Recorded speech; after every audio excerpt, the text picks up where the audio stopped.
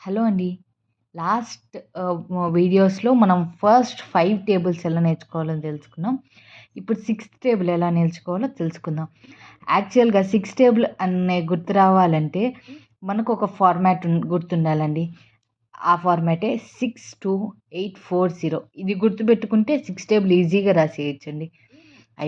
ఎలా స్టార్ట్ చేయాలంటే 62840 ఫస్ట్ 5 వరకు 62840. ఈ నెక్స్ట్ 5 కూడా 62840. ఇంతేనండి. ఇది షార్టెస్ట్ వే. తర్వాత మనం జీరోతో స్టార్ట్ చేయాలి. 0 1 1 2.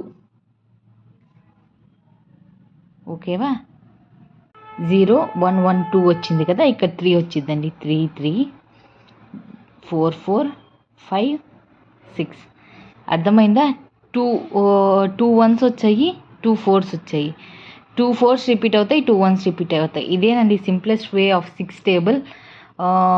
Please do like, share and subscribe అండి.